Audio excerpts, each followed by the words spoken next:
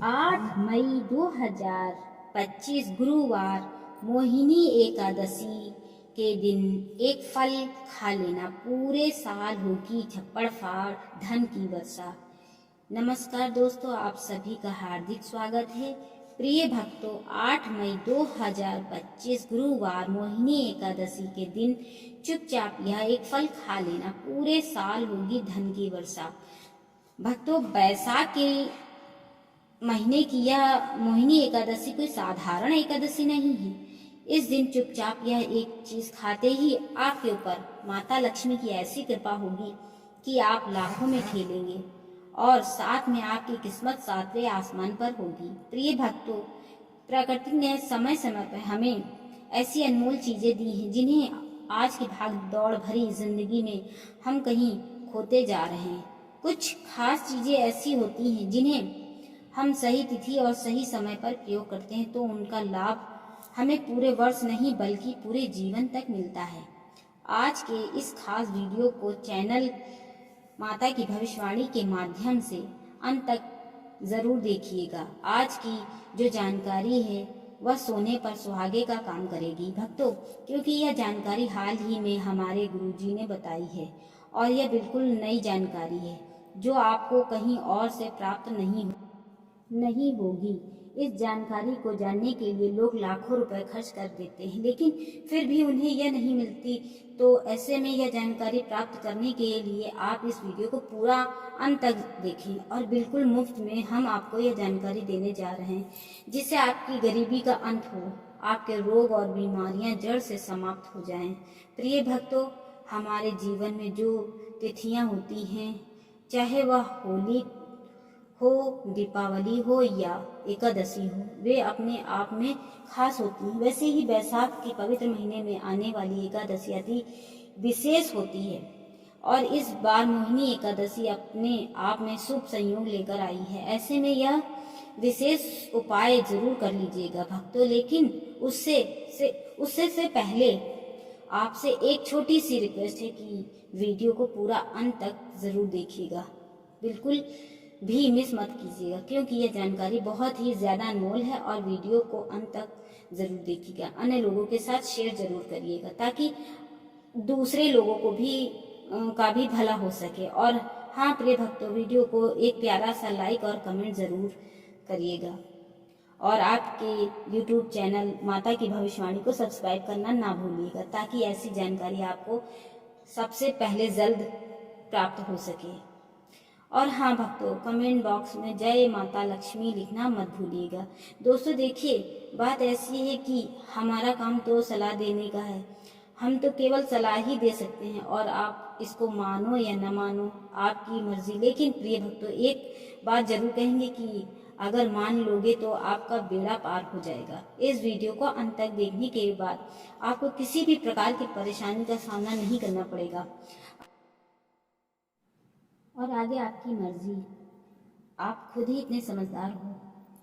तो चलिए भक्तों, आगे वीडियो शुरू करते हैं।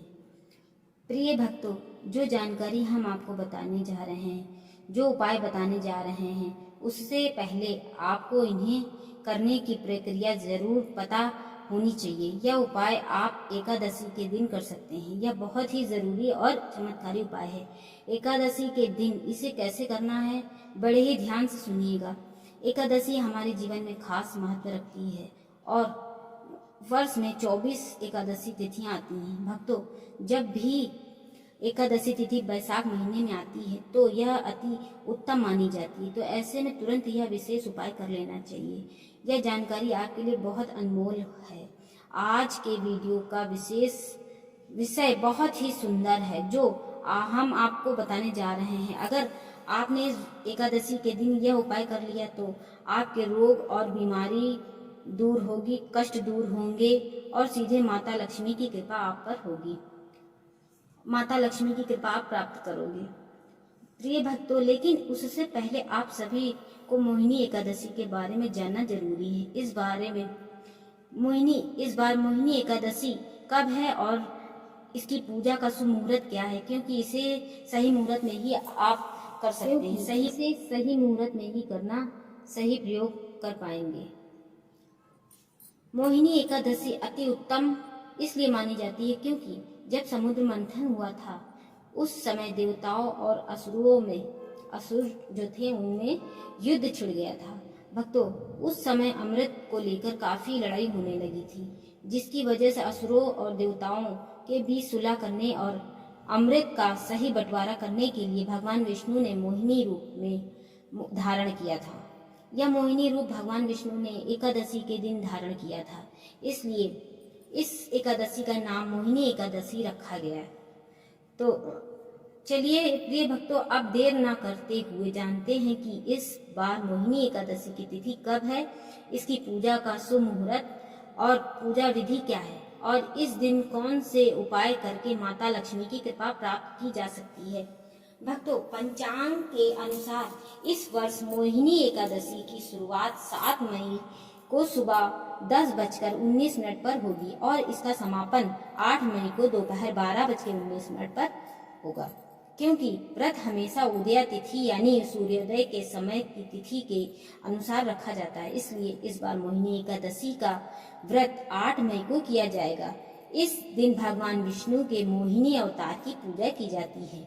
उन्हें चंदन से तिलक लगाया जाता है और तुलसी पत्र तथा जौ अर्पित किए जाते हैं। माना जाता है कि भगवान विष्णु को पीला रंग अत्यंत प्रिय होता है, इसलिए प्रिय भक्तों, इस दिन पीले वस्त्र धारण करना शुभ माना जाता है। एकादशी के दिन गायों को हरा चारा खिलाना पुण्यदायी माना जाता है। साथ ही पूजा के उपरांत अन्य गुड़ और अपनी सामर्थ्य के अनुसार धन का दान करने की परंपरा भी है, जो पुण्य प्राप्त प्रदान करती है।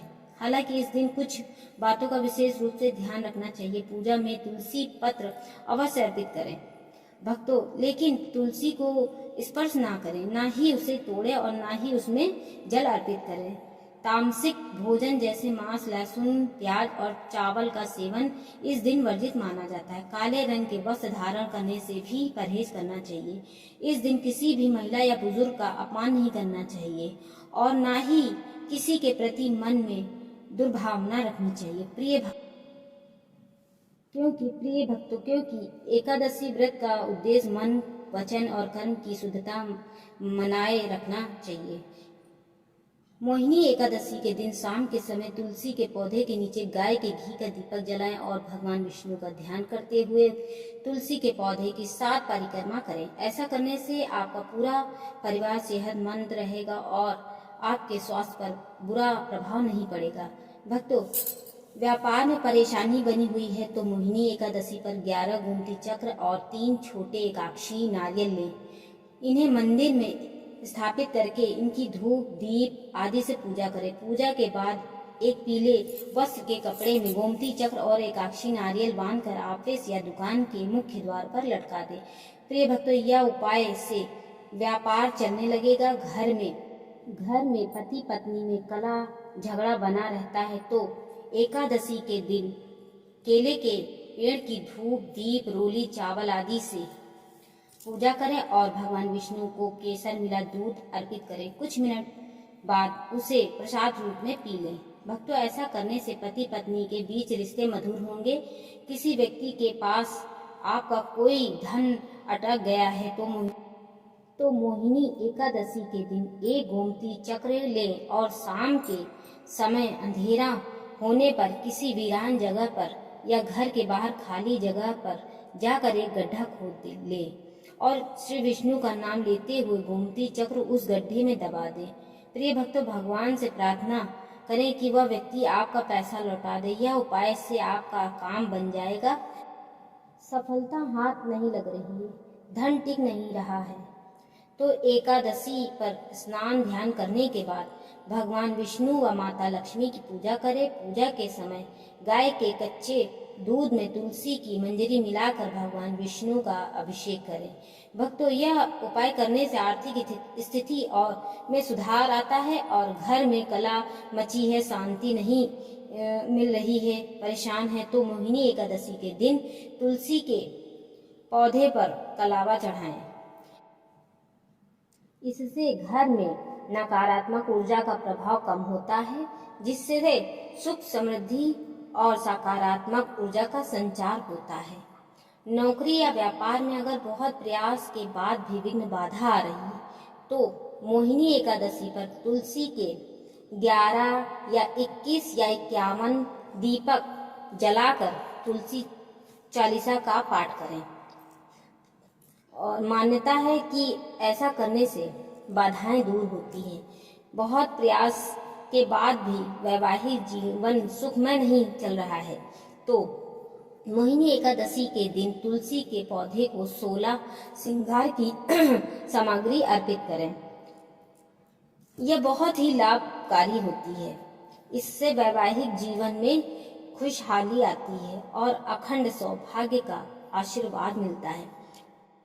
अब हम जानते हैं उस खास चीज के बारे में जो मोहिनी एकादशी के दिन जरूर खाया जाता है, खा लेना चाहिए, जिसे खाने से पूरे साल धन की वर्षा होती है।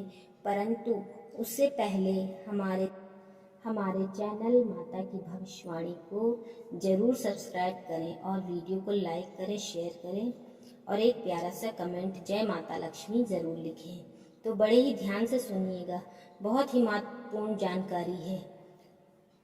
भक्तों, आज मैं आप लोगों के बीच अपने इस वीडियो के माध्यम से एक ऐसे वनस्पति के बारे में जानकारी लेकर आई हूँ जो आपकी बीमारियों को चुटकियों में जड़ से समाप्त कर सकते हैं। भक्तों, हमारे वीडियो के माध्यम से देखकर और इस पौधे को घर लाइएगा। यह हमारे लिए बहुत ही ज़्यादा कीमती पौधा है। इस पौधे को पाने के लिए बड़े बड़े आयुर्वेदाचार्य देखने को तरसते हैं क्योंकि यह पौधा बहुत ही ज़्यादा कीमती और दुर्लभ है। यह पौधा जिसको मिल जाए समझ जाना उसी दिन उसकी गरीबी, निर्धनता, दुख, तकलीफ इत्यादि कष्ट सब समाप्त हो जाएंगे। प्रिय भक्तों, आइए जानते हैं इसका नाम। तो इसे भेड़ा के नाम से जाना जाता है। इसमें भगवान विष्णु का वास माना जाता है और साथ साथ आयुर्वेद से भरा हुआ है। भक्तों, इस पौधे के बारे में जरूर सुना होगा और इसके फल भी खाए होंगे। प्रिय भक्तों, आइए जान लेते हैं भेड़ा के बारे में जो थोड़ी सी जानकारी उसके बाद जानेंगे। इससे मिलने वाले आयुर्वेदिक फायदे एवं चमत्कारी उपयोग के बारे में। भक्तों, क्या आप जानते हैं कि भेड़ा क्या है या भेड़ा का उपयोग किस चीज में किया जाता है? अगर आप नहीं जानते हैं तो यह जान लीजिए कि भेड़ा का तेल बालों को काला करने के लिए उपयोगी माना जाता है। आग से जलने के कारण हुए घाव पर भी भेड़ा का तेल होता है बहुत ही फायदेमंद, लाभकारी होता है। प्रिय भक्तों, भेड़ा वात, पित्त और कफ तीनों रोगों को दूर करता है, लेकिन इसका मुख्य प्रयोग कफ प्रधान विकारों में होता है। यह आँखों के लिए हितकारी, बालों के लिए पोषक होता है। इतना ही नहीं भक्तों, भेड़ा असमय बाल पकने, गला बैठने, नाक संबंधी रोग, रक्त विकार, कंठ रोग तथा हृदय रोगों में फायदेमंद होता है। भेड़ा कीड़ों को मारने वाली औषधि है। भेड़ा मोतियाबिंद को दूर करती है। इसकी छाल खून की कमी, पीलिया और सफेद कुष्ठ में लाभदायक है। इसके बीज कड़वे, नशा लाने वाले, अत्यधिक प्यास, उल्टी तथा दमा रोग का नाश करने वाले होते हैं। प्रिय भक्तों, मैं जानकारी विस्तार से इस वीडियो को बता रही हूँ, तो वीडियो को पूरा अंत तक जरूर देखिएगा।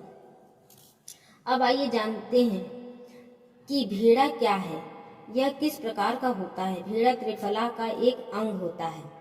बसंत ऋतु में इसके पत्ते झड़ जाने के बाद इस पर तांबे के रंग के नई टहनी या शाखा निकलती है।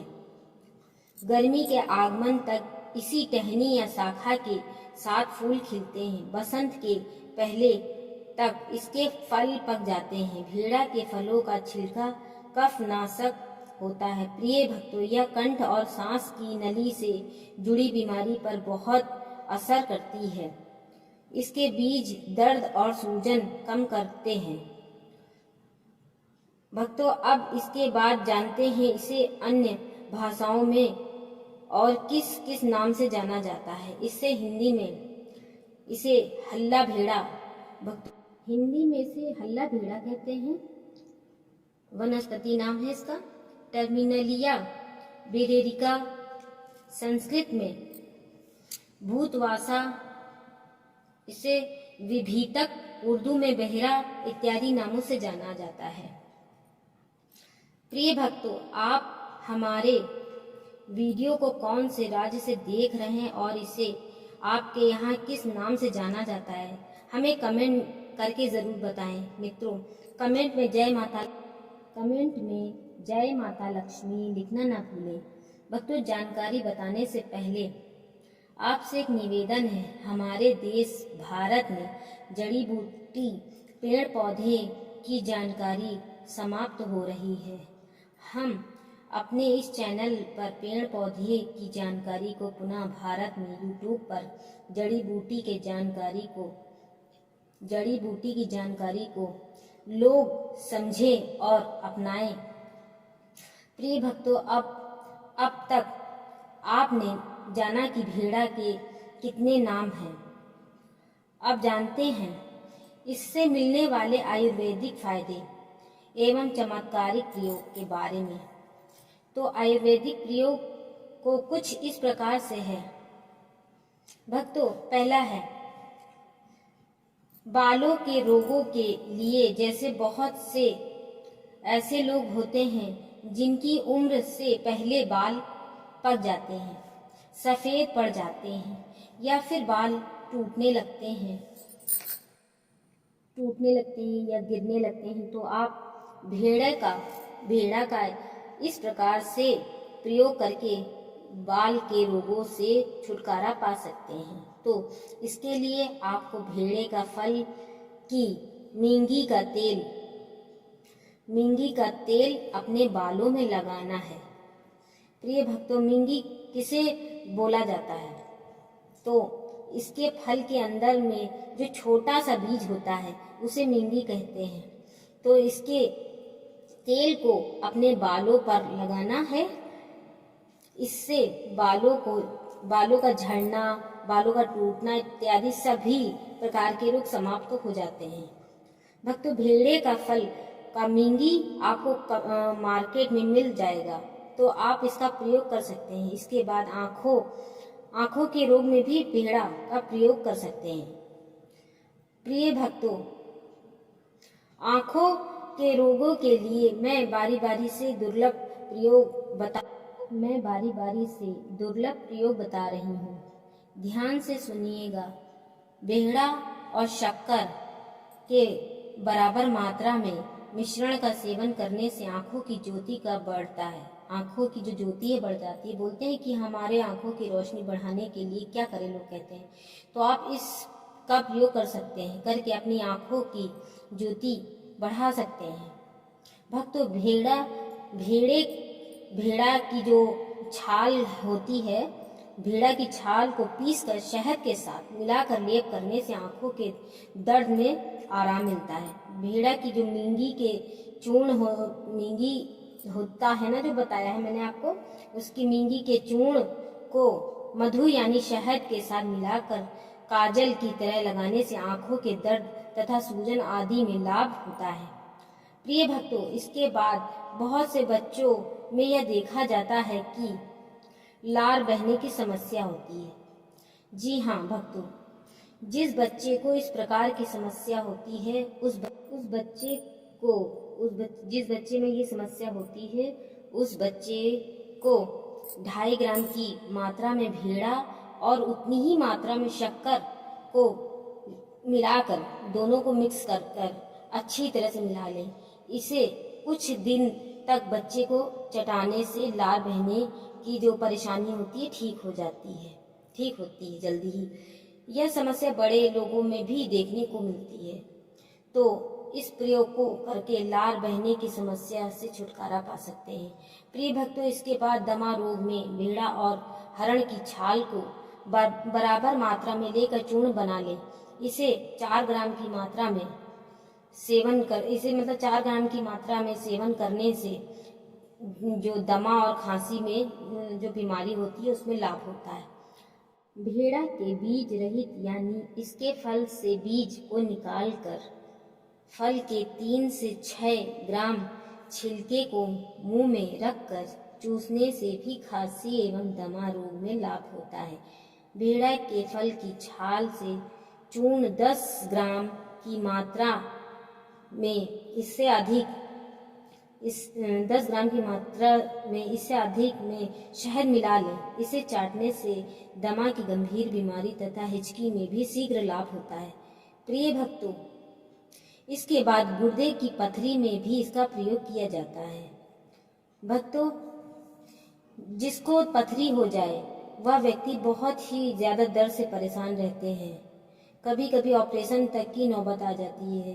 प्रिय भक्तों, आप परेशान मत होइए, आप खुद इसका प्रयोग करके पथरी को समाप्त कर सकते हैं। भक्तों, भेड़ा के फल के मज्जा के 3 से 4 ग्राम चूर्ण में मधु मिला लें, शहद मिला लें, मतलब कि इसे सुबह शाम चाटने से गुर्दे की पथरी की बीमारी में लाभ होता है। प्रिय भक्तों, खांसी में भी भेड़ा का प्रयोग किया जाता है। भक्तों, भेड़ा से खांसी ठीक करने के लिए 3 से 4 प्रयोग बता रही हूँ आपको। जो प्रयोग अच्छे लगे उसे करके जरूर देखना। तो भेड़ा के छिलके को चूसने से भी खांसी में लाभ होता है। बकरी के दूध में आड़ू सा फल, काला नमक और भेड़ा डालकर पकाकर खाने से हर प्रकार की खांसी में लाभ होता है। प्रिय भक्तों, भेड़ा के 10 ग्राम चूर्ण में शहद मिला लें। इसे सुबह और शाम भोजन के बाद चाटने से सूखी खांसी, पुराना जो दमा का रोग होता है, बहुत जल्दी लाभ होता है उसमें। इससे खांसी, जुकाम, दमा, गला बैठने जैसे रोगों का नाश होता है। यह हुआ खांसी के लिए। अब जानते हैं हृदय रोग के बारे में। हृदय रोग में इसका प्रयोग किया जाता है। तो भेड़ा के फल के चूर्ण तथा अश्वगंधा चूर्ण को समान मात्रा में मिला लें। इसे 5 ग्राम की मात्रा में लेकर गुड़ मिलाकर गर्म पानी के साथ सेवन करने से हृदय रोग में लाभ होता है। प्रिय भक्तों, 3 ग्राम भेड़ा के चूर्ण में 6 ग्राम गुड़ मिला लें। इसे रोज सुबह शाम सेवन करने से नपुंसकता मिटती है और काम भावना बढ़ती है। भक्तों, भेड़ा के फल के मज्जा के 3 से 4 ग्राम चूर्ण में शहद मिला लें। इसे सुबह शाम चाटने से भी पेशाब में जलन की समस्या जो होती है वो खत्म हो जाती है। सूजन को भी भेड़ा कम करता है। भेड़ा के बीजों को पीस कर लेप करने से सभी प्रकार के सूजन, जलन और दर्द का नाश होता है। भक्तों, यह भी भेड़ा के बारे में आयुर्वेदिक जानकारी दी है। इसे मिलने वाले चमत्कारी एवं आध्यात्मिक प्रयोग के बारे में, क्योंकि प्रिय भक्तों, आयुर्वेदिक के साथ साथ तांत्रिक प्रयोग भी जानना जरूरी होता है। तो भक्तों, भेड़ा की जड़ और तथा इसका एक पत्ता लाकर के पैसा रखने वाले स्थान पर रख ले। इस प्रयोग से घर में कभी भी दरिद्रता नहीं आती। इसके अलावा पूर्व फागुनी नक्षत्र में भेड़ा का पत्ता लाकर घर में रखें। घर पर से ऊपरी हवाओं से भी मुक्ति मिलती है। प्रिय भक्तों, इसके बाद बहुत से लोग हमें कमेंट करके पूछते हैं कि हमें रात में सही से नींद नहीं आती, क्या करें। तो आप किसी शुभ नक्षत्र में भेड़ा के जड़ को लाकर के सोने वाले तकिए के नीचे रखकर सोने से नींद अच्छी पड़ती है। रात में बुरे स्वप्न आना बंद हो जाता है। इसके बाद बहुत से लोग बोलते हैं कि हम काफ़ी मेहनत करते हैं, लेकिन मेहनत के तुल्य हमें पैसा नहीं मिलता है, धंधा ठीक से नहीं चलता है। आप किसी शुभ दिन इसके जड़ को लाकर काम करने वाले स्थान में रखें तो आपका धंधा ठीक से चलने लगेगा। फिर उसी दिन से आपकी उन्नति होना शुरू हो जाती है। प्रिय भक्तों, यह जानकारी आपको कैसी लगी हमें कमेंट बॉक्स में ज़रूर बताइएगा, और कमेंट बॉक्स में माता लक्ष्मी, जय माता लक्ष्मी ज़रूर लिखिएगा। धन्यवाद।